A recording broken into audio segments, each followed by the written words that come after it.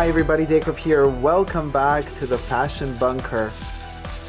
ASMR scratchy Chanel tissue paper.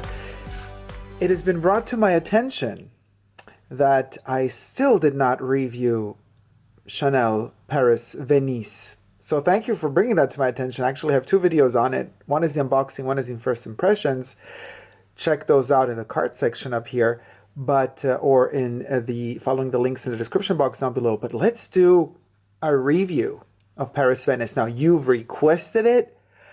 You're in for a treat. Let's get straight to it. There's so much to say about this. First of all, I purchased this in 2018 as it was released. This is what's left of that bottle. This is the first, or one of the first batches. Let's just spray it all over. There you go, full on. The second it was released, I immediately purchased two because I wanted to have the first release. Double, you never know if they reformulate these little guys. You can hear the liquid in it. This one is still sealed, 125 ml. So that's in the archives. And then 1 year later, which was this spring, or late spring, early summer, the 50 milliliter versions were released as well. So I purchased that as well. So I have the 50 ml from the first 50 ml release. Didn't open this one yet because I did not really take this on journeys this summer. I was traveling more with DEAUVILLE. So I did open up the 50 ml DEAUVILLE. But as you can see, that's also in the collection. As you can see, I'm loving this. Let's get straight to the top notes. We got Petit Grain, then we have lemon, bergamot, orange, and the famous pink pepper. Then we got middle notes, ylang ylang, geranium, rose, iris, neroli. And then it goes on, so again, orange. Then we have violet in the base notes together with orris root, benzoin, white musk, tonka bean, and vanilla. It's one of those rare instances where vanilla plays one of the vital roles in a Chanel release. But so Olivier Polge, this was the first time that he did really good by Chanel. Well, no, that's not really true. The first time he really did good was his first release, which was Eau Vive. Chanel's Eau Vive, Chance Eau Vive was really good. Then it went a bit, he didn't do really that well with the other ones. Misia was okay. The Eau de Toilette, the Eau de Parfum is not so good. Boy was not really the best thing. L'Eau was okay. Number 5 L'Eau is okay. I like that one quite a bit. But to really say, wow, Olivier did something great and amazing, that's for the first time for me when he released the first 3 Les Eaux, including the 4th one that came out this year, which is Paris Riviera. Grasse and Azur being the 5th and the 6th that will be coming out in the years coming. 2018 is the release. Venice is very important to Chanel. So how does this smell relate to her? You know, the legend wants, and her biography wants, that she was in love with Boy Capel. Boy Capel died. There's several stories behind it. One of them, one of the most tragic ones, is that he was right upon Christmas Eve, was driving to her to the south of France to let her know that he was going to get a divorce and he was going to stay with her, and then he died in a car accident as he was driving to her. She was devastated. One of the legends says, well, this is again just alleged, that she created the black dress actually to say to the rest of to all the women, I'm going to make every woman in the world mourn for my loss. They will all wear black. The little black dress poetically was formed that way, but then there are other stories as well behind the little black dress. I just like that one the most. We choose our myths, and some of us choose them very carefully. This fragrance opens up mythologically as well. I'm smelling it now. There's a sadness to it, but there's also something comforting and very warm. Warm is not really an adjective that you can attribute easily to Chanel fragrances. Usually they're not warm. Chanel perfumes, sometimes in the dry down, they can have a warmth. This one is warm from the get-go. It's still sparkly, it still has its aldehydes, it still has its opening light and shine, but at the same time, it has a depth of warmth in there. So it's constantly fighting. What else do we have? It's constantly fighting between light and dark. What else do we have in the Chanel universe that relates to Venice? Well, before Olivier took charge of Chanel, we have Jacques Polge. Jacques Polge, his father, who back in 2012 created around Venice an entire advertisement campaign to promote Coco Noir. Coco Noir is also Venice and Chanel. So you can see there's a pattern forming here. Paris Venise isn't the first time that we hear about Venice. We have Boy Capel going to Chanel, dying, and then her being devastated, and then traveling with Misia to Venice. Venice is allegedly the city that made her kind of get over her pains, or I would prefer to think that Venice allowed her to learn to live with her pain. In Venice, she discovered the Byzantine art, the love of ancient history and art connected to fashion, which is then what she would have implemented in her fashion from that moment on. We have the pure perfume of Coco Noir. I love Coco Noir so much. And there's also the 50 ml. This one's a little bit dusty. Or not dusty, they'll have fingerprints. Black is a fingerprint magnet. Coco Noir, I'm going to lift this one because I don't want it to leak. You never know. This is just a splash bottle with a stopper. Coco Noir is connected to Venice. Interesting how the marketing behind Coco Noir was all about kind of what they said was darkness through light revealed. So it's a game of light and darkness. Interestingly enough, a game of light and darkness also happens with Paris Venise. It is warm from the get-go, but the sadness is the dark. The warmth is the sun. The sadness at the base of this fragrance is the darkness. I did mention in my other video, that, a couple of days prior to this one, that something was similar to Twin Peaks. Well, when I first smelled Paris Venise, the first inspiration I had was, well, to do some research, to look up some images of Venice, of the history of Venice. And what I noticed, again, connected to Twin Peaks, there was, in one of these paintings I saw, was this figure dressed in red, as if it made an outfit out of red curtains from the Red Room. And it could have been Laura Palmer or Carrie Page traveling through time. And Venice is a lot about time travel in general, because the whole concept of Venice, you know, there are no cars in Venice. There are no real streets in Venice. You cannot, there are no cars. When you arrive to Venice, time stops. Literally all of these smells are all around you. Granted, when the channels of Venice are not over stinky and drying up in summer, it could get really stenchy. But even that stench has a quality to it. And for those of us who really love perfumes, we know exactly what we're talking about. Perfumes are not only about pleasant smells. If you really are a lover of fragrances, you also understand the other side of pleasant smells, which is the unpleasant aspect of them. In order to create a lot of pleasant fragrances, you need to go hunting for smells and essences and concentrates and extracts that, in some cases, most of them are illegal nowadays, but derive from glands of, living creatures. Or, well, ambergris, look up how that's, what that exactly is. I'm not even going to say it on this video because this format doesn't really allow it. Going back to Venice, Karl Lagerfeld, within the Chanel realm, was also extremely inspired by Venice. What he did was he dedicated an entire cruise collection / Métier d'Art collection, but it was a cruise collection. But kind of Chanel tends to define their cruise collections as if they were partially Métier d'Art. Anyway, the 2009/10 cruise collection was shown. The fashion show was at the Lido in Venice. It was dedicated to Venice. It was dedicated to the Byzantine aspect of Venice. And I do have some incredible pieces from that collection. The sunglasses were one of the best he ever made, the boutique exclusive. We have Peggy Guggenheim, the Guggenheim Foundation, the Guggenheim Museum, that is in Venice. The Guggenheim Museum is in different parts of the world, but one of the most important ones was in Venice because Peggy herself loved Venice and lived in Venice.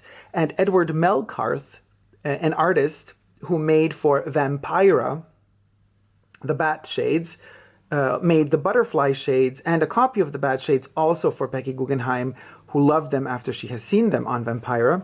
So Lagerfeld bought in his private collection or for the Chanel collection, had one of the copies of the bat glasses, not the Vampira one, but the second copy that Edward Melcarth made. And then inspired by those came these. The Chanel Cruise 2009 Vampire or Vampira Edward Melcarth inspired sunglasses. What else came in that Venetian year was also a boutique exclusive model. By the way, this is the bat version. I also have the butterfly version. I'm just not taking it out of the archives right now because it's wrapped so securely at the moment. Literally, they're the same, just not as tight. They're wider. They're like this much wider. Then we have an in-between model, considered by Chanel, still a boutique exclusive, but deemed by Chanel back in 2009 to be a little bit more sellable because the edges were less pointy, is the bat/butterfly shade with a simpler cut and metal temples with the logo as well as a bit of acetate. This is also boutique exclusive Cruise Collection 2009, so this is also Venice. And then maybe some of you remember from a certain movie, I'm not going to mention it because it wasn't the best of movies, but this thing. We're just going to let it fly through. Look how huge this box is. Okay, there it goes. Let's open it together. This is the fourth boutique exclusive model. These are sunglasses. They come in this huge box. They're super delicate. Let's be very careful here.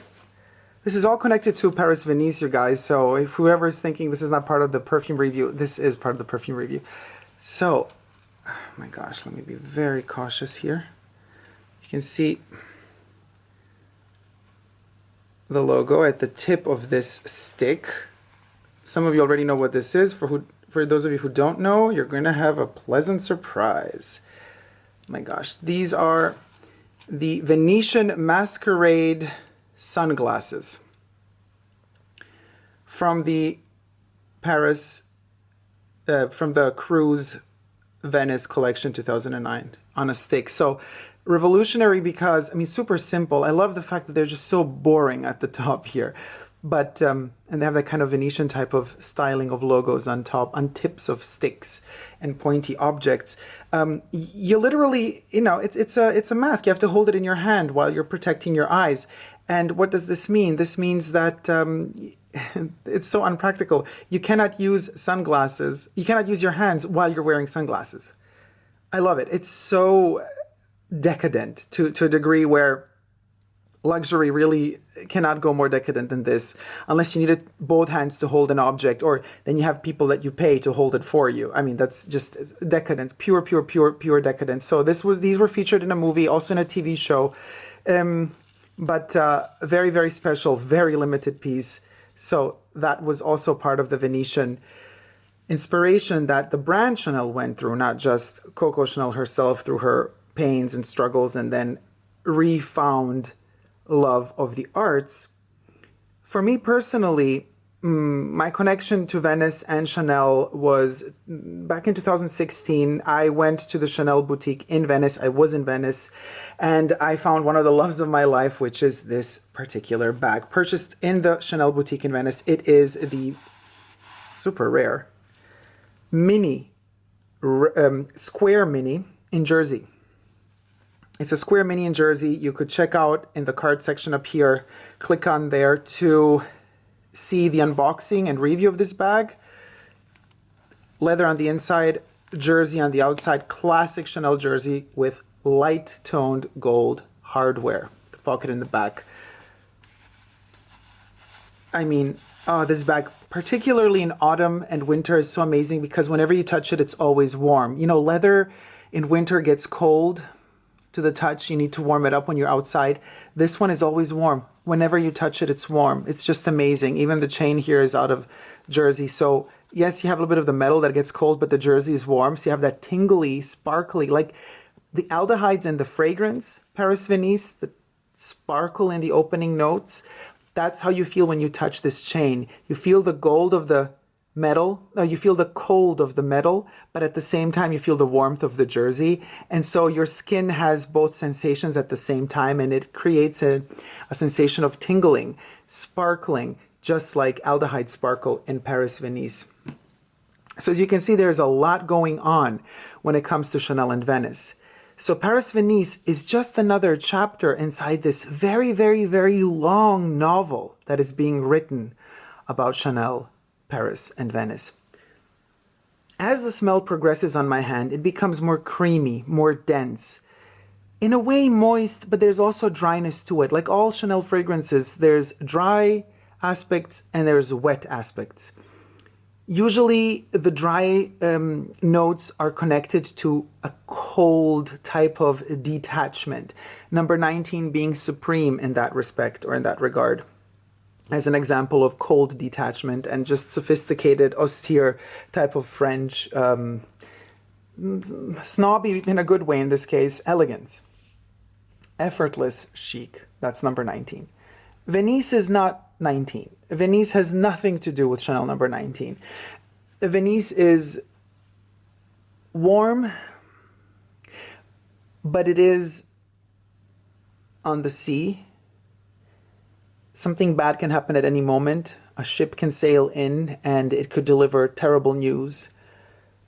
Horrible weather can happen, could strike the city, and you know, Venice has huge issues today with cruise ships that are still allowed to sail into Venice, lifting the water levels so high, and you get flooding constantly in Venice. You could imagine how terrible. People live in fear of always constantly water flooding their houses. And you're living on the edge. It's a little bit like, you know, the whole Californian coast is kind of always talking about the big one, you know, that big earthquake that might hit and might eradicate everything. Similar happens to Venice, maybe on a slower scale because it's been sinking. The concept of the city of Venice today is very poetic, but so tragic because we know that the city is dying. It's sinking. And the city is investing a lot of money to try to lift it, to try to build more wood constructions or whatever type of constructions underneath the water to keep the city afloat, but it is sinking. Everything has to come to an end. There's a beauty to it. Venice is so beautiful, it's like untouched by time because also there are no cars in there. There's so much art in there still. And yet it is visibly dying in front of our very eyes. And that again is connected to this fragrance. Like all perfumes, they have a lifespan on your skin. You apply them, they're born, they develop, you have the mid notes, and then you get the dry down, and then slowly the fragrance dies on your skin. You witness the lifespan of a fragrance on your body. That's why Paris Venise is particularly poetic, because it goes really that extra mile in terms of longevity-wise. Of all the Les Eaux, this one together with DEAUVILLE stays the longest on the skin. But Paris Venise, because of also the benzoin and the musks in the base notes, it does tend to stay on my skin over 7 hours.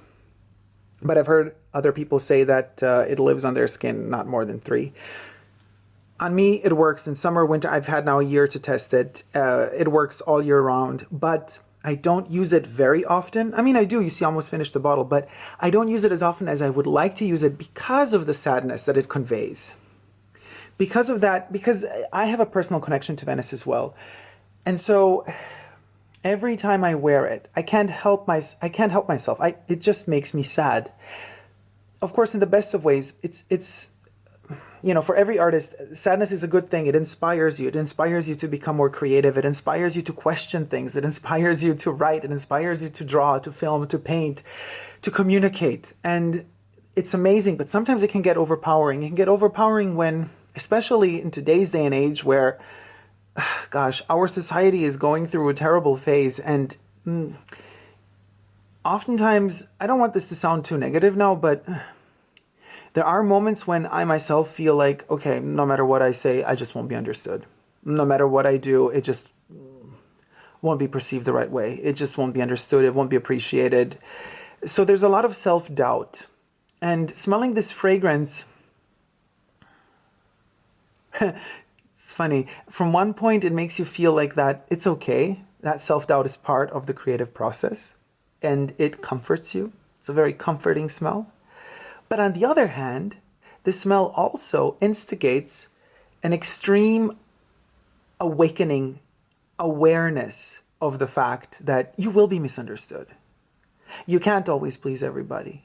There's always going to be somebody out there who's just going to say no, no matter what you do. There's always going to be somebody out there who's going to say, I hate you, no matter how hard you try to be lovable, to respect everybody, to listen to everybody. You know how hard it is nowadays to find people who listen? Everybody's just blabbering on about their own ego shite, but nobody really listens. And you are on your own. You have the feeling no matter how loud you try to scream to the world, there's just your own echo bouncing back at you.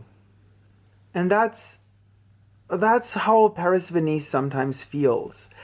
And that has a particular poetry and beauty to it at times. At other times, it just raises that awareness of solitude.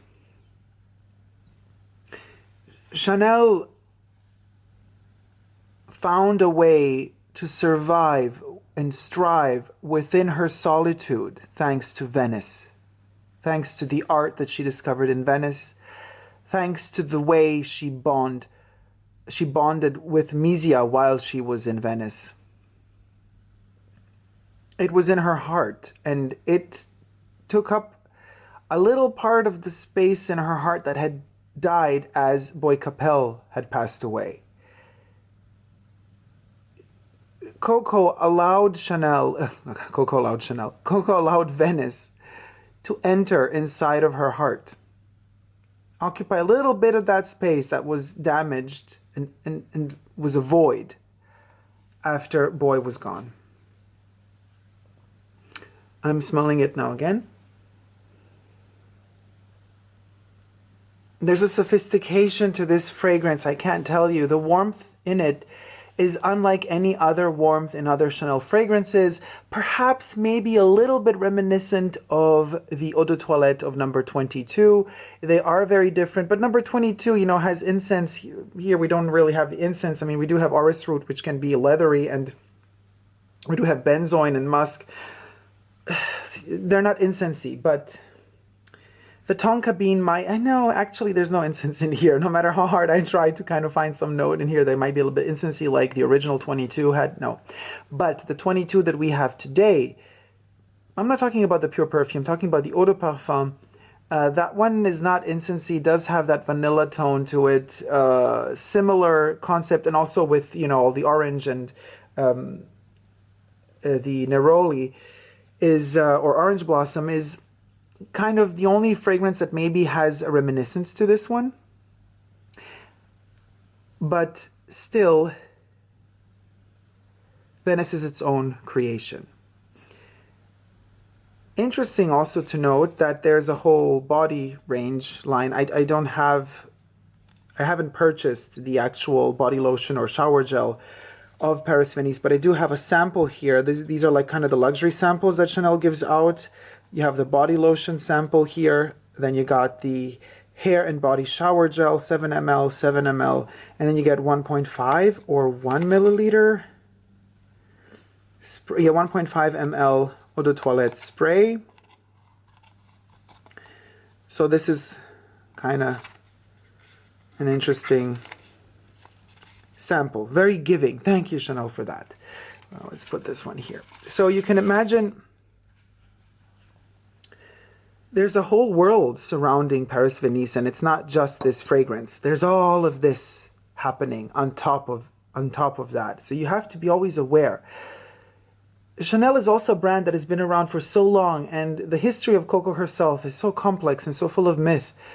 All of that adds up. So if somebody who has some sort of creative say or power within this brand and who does develop a concept for something new, you know, they take in consideration all of those steps that have been done prior to the new creation. And if you do take in consideration all of the heritage and history of a brand leading up to the point of releasing a product like Paris Venise, then you got yourself a really interesting product, because you're literally adding another chapter to an endless book, you know, the never-ending story. Not just the movie, but it could be the never-ending story of Coco Chanel, because, I mean, she lives through all of these myths and all of these retellings and reiterations of all of these stories. This fragrance, in particular, its strength is that it encapsulates a little bit of each chapter of this story that has been told up until this moment in time, when connected to Coco Chanel's life, her connection to Venice, and then the brand's life and the brand's connection to Venice in regards to remembering Chanel's connection to Venice. What does this mean? This means connection to Coco Noir and how that was created in 2012, how in 2009/10 Lagerfeld presented and created the Venice Cruise collection. My own personal interpretation of all of this, and then my love of Venice and of Chanel, and then like this particular jersey edition chapter added to my personal story connected to Chanel. There's just so much. This fragrance is just that beautiful because it connects everything. It's as if it were the glue that connected all the pieces together for now. But who knows what the future will bring? Who knows what other new chapters connected to Venice will come in terms of Chanel. I'm sure there's a lot more to write about this beautiful city connected to this beautiful person, which was and still is to me Coco Chanel. Thank you guys so much for watching. I hope you like this review, and I hope you also understand actually why it took me so long to review it. I mean, it is a painful fragrance, but it's a pain in the most beautiful of ways. It's the most beautiful pain you can have, if that makes any sense to you. And if that did make any sense to you, then you understand exactly why it took so long to review this one. Then you understand exactly why I say that pain can be beautiful, and also why I say that there is hope, like light in here, but there's also darkness, sadness, a whiff of depression in here as well. It's all connected to that city, and Venice is the key. The city of Venice in particular is the key to understanding many aspects of Coco herself and also of ourselves. I would suggest anybody who can afford it in their life at least once to go visit Venice and find themselves in Venice, because there's a little bit of each and every one of us in that city. You just got to find yourself in that special part of the city that belongs to you. Thank you guys so much for watching. Hope you like this review. If you have, please do thumb it up and let me know what you think about it in the comment section down below. If you haven't already but wish to, consider subscribing to my channel here on YouTube. I'm also on Instagram, Facebook, and Twitter, Super Dacob, all spelled together. I would also like to take the opportunity to thank all my patrons on Patreon. Yes, I'm also on Patreon, also Super Dacob, all spelled together. There you get a chance to see videos that either come first to Patreon, then to YouTube, or are exclusive only to Patreon, as well as exclusive photos. Thank you guys so much for watching. Until next time, never forget to never give up on love. Love you all. See you soon. Take care. Bye.